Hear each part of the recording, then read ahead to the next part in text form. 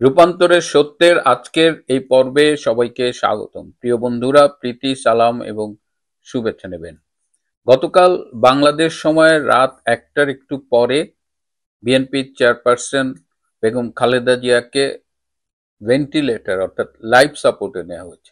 আপনারা জানেন যে তিনি বেশ কয়েকদিন ধরে অসুস্থ এবং এভার কেয়ার হাসপাতালে ভর্তি ছিলেন এবং ডাক্তারদের মধ্যে একটি আপ্রাণ চেষ্টা ছিল যেন তাকে ভেন্টিলেটর সাপোর্টে না নেওয়া হয়। এই কারণে হার্টের জন্য চিকিৎসা, ফুসফুসের জন্য উচ্চ প্রবাহের অক্সিজেন এবং কিডনির ফাংশনের জন্য প্রতিদিন ডায়ালিসিস করা, এসবের মধ্যে দিয়ে চেষ্টা করা হচ্ছিল। কারণ ৮০ বছরের একজন মানুষ এবং তার যদি শরীরে আরো বেশ কিছু অসুখ থাকে, যেমন আহ, বেগম খালেদা জিয়ার লিভারের সমস্যা ছিল, কিডনির সমস্যা ছিল, আহ, ফুসফুস এবং হৃৎপিণ্ডের সংক্রমণ নিয়ে হাসপাতালে ভর্তি হয়েছেন।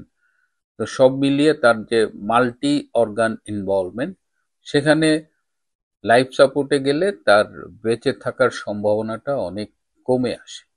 সেই জায়গা থেকে চেষ্টা করে ডাক্তাররা যখন দেখছিলেন যে বেগম খালেদা জিয়ার শরীর আর নিতে পারছেন না, তখন তারা প্ল্যান্ড ওয়েতে তাকে ভেন্টিলেটরে নিয়েছেন। এমন না যে হঠাৎ করে ধরেন একটা হার্টের অ্যাটাক হয়ে গেল, কার্ডিয়াক অ্যারেস্ট হলো, তখন ভেন্টিলেটরে যে হঠাৎ করে নেয় সেটা না, তারা একদম ভেবে চিন্তেই তাকে লাইফ সাপোর্টে ট্রান্সফার করেছে কাল রাতে।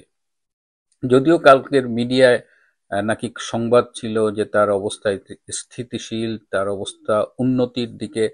বাংলাদেশের মিডিয়ার খবর এখন আমি নিজে বিশ্বাস করি না এবং আমি খুব কম বাংলাদেশের মিডিয়া পড়ি, কারণ তারা এখন এই বাঙ্গি চাষের মিডিয়া হয়ে গেছে। সেই যাই হোক, তারা আমি জানি না তাদের সোর্স কি ছিল। তো এই মুহূর্তে life support is a treatment, এটা আমাদের মনে রাখতে হবে। লাইফ সাপোর্টে কেউ গেলেই যে মারা যায় নিশ্চিত তা নয়, তাহলে তো লাইফ সাপোর্ট বিষয়টা থাকতো না। লাইফ সাপোর্ট থেকে অনেকেই ফিরে আসে এবং লাইফ সাপোর্ট ওই কারণেই কাউকে দেওয়া হয় যেন তিনি এই যন্ত্রপাতির সাপোর্টে কিছুক্ষণ থেকে তার শরীরটা আস্তে আস্তে নিজের সাপোর্টে যেন ফিরে আসে। কিন্তু আমি একটু আগে যেটা বললাম যে ম্যাডামের জন্য এটা অনেক বেশি চ্যালেঞ্জিং এবং তার বেঁচে থাকার সম্ভাবনা, বিজ্ঞানকে যদি আমি অনুসরণ করি তাহলে বলতে হবে যে এই মুহূর্তে আগের চেয়েও অনেক অনেক কম। কিন্তু আমরা যেহেতু বিশ্বাস করি যে জন্ম মৃত্যু এগুলো আমাদের সৃষ্টিকর্তার হাতে, আল্লাহর হাতে, সুতরাং সেদিক দিয়ে তো। আর তাছাড়াও আমি বললাম যে লাইফ সাপোর্ট মানেই হলো যে রুগীকে আবার সুস্থভাবে যতটুকু সম্ভব ফিরিয়ে আনা। তো এই অবস্থায় এখন এটা নিয়ে অনেক আলোচনা চলছে। এটার সাথে সবচেয়ে বেশি যে আলোচনাটা, যে তারেক রহমান কেমন ছেলে যে তিনি, তার মা অসুস্থ অথচ তিনি তাকে দেখতে এলেন না। এবং এই এই যে এই কথাটা যখন অনেকেই বলা বলি করছেন, তখন তারেক রহমান ফেসবুকে একটা স্ট্যাটাস দিয়ে তিনি তার অবস্থান ব্যাখ্যা করার চেষ্টা করেছেন, যেটা আমি আমার এই শোতে আগেই বলেছি। এবং তিনি যেটা বলেছেন যে তার প্রত্যাবর্তন তার এককভাবে তার উপরে নির্ভরশীল না। তার মানে তিনি বুঝিয়েছেন যে অনেকগুলো ফ্যাক্টর ইনভলভ। সেই ফ্যাক্টরগুলো কি, কারা তারেক রহমানের ফেরার পথে বাধা, এটা নিয়ে আমি অলরেডি কথা বলেছি। কিন্তু আজকে যে অবস্থানটা তৈরি হয়েছে এই ম্যাডামের এই লাইফ সাপোর্টে যাওয়া নিয়ে, এর ফলে এইটার পলিটিক্যাল ইম্প্যাক্ট কি, এটা নিয়ে এখন অনেকেই আলাপ করছেন। কারণ ম্যাডামের অবস্থা আসলেই আশঙ্কাজনক।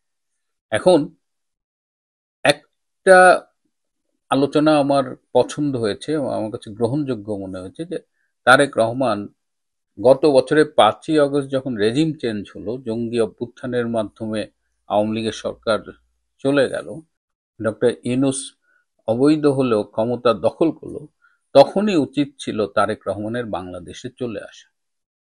The first thing he missed, যে তিনি গত বছরের আগস্ট মাসে বাংলাদেশে আসেন।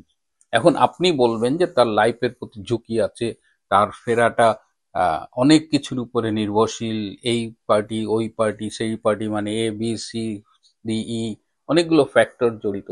এটা এটা কোনো গ্রহণযোগ্য ব্যাখ্যা, মানে বিএনপির মতো একটা দলের যিনি প্রধান এবং যিনি খালেদা জিয়া না থাকলে অবশ্যই চেয়ারপারসন হবে বলেই আমরা ধারণা করি, তিনি বাংলাদেশে আসবে, তার নিজের শর্তে আসবে এবং তিনি অন্যদের কন্ডিশন ডিটেক্ট করবেন।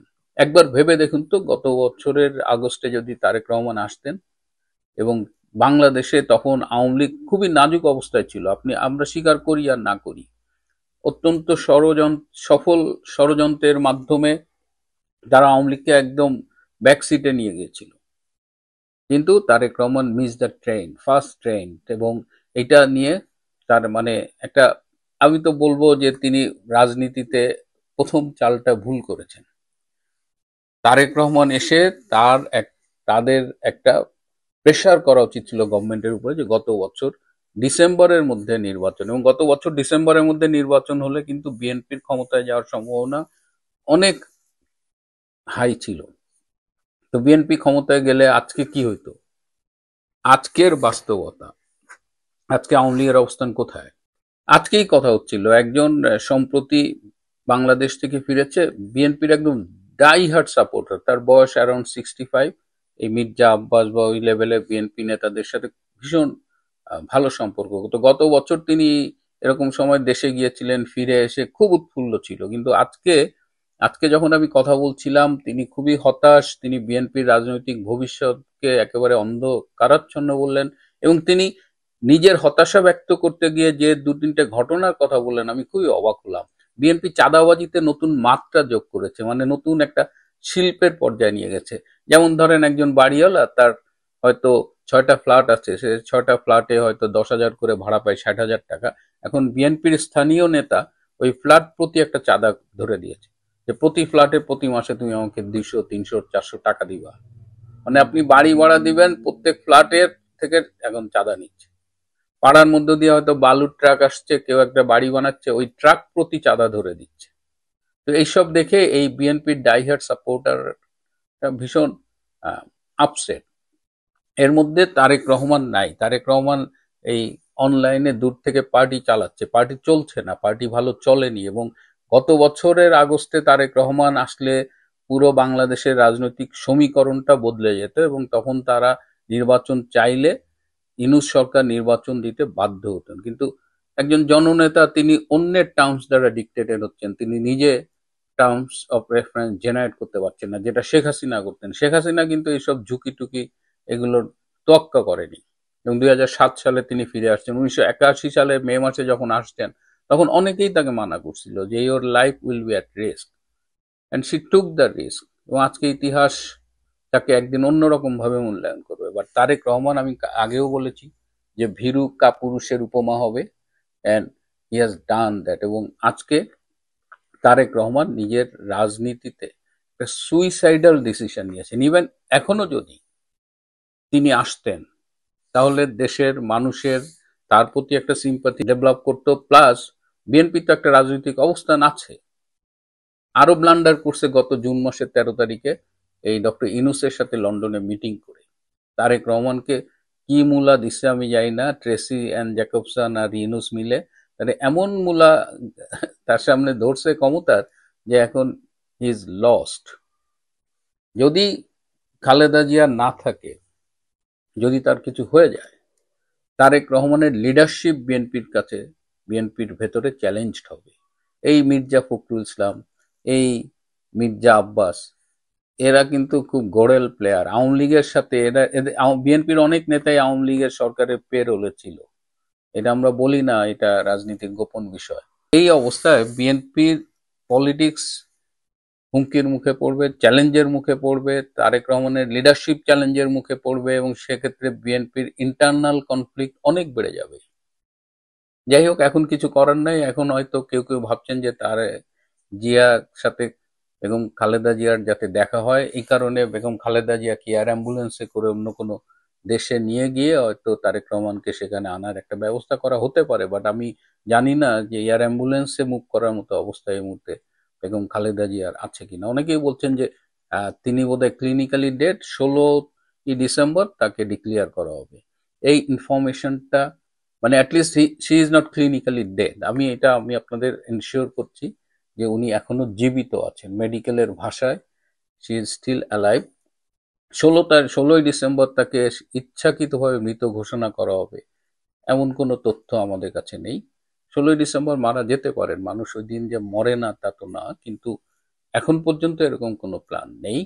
বাট বিএনপির হোল পলিটিক্সটাকে তারেক রহমান ঝুঁকির মধ্যে ফেলে দিয়েছে এবং নিজের রাজনীতিটা এক ধরনের আত্মঘাতী অবস্থানে তিনি চলে গিয়েছেন। প্রিয় বন্ধুরা, আজ এ পর্যন্তই। ভালো থাকবেন, সুস্থ থাকবেন, তার চেয়েও জরুরি হলো নিরাপদে থাকবেন। সবাইকে অনেক ধন্যবাদ।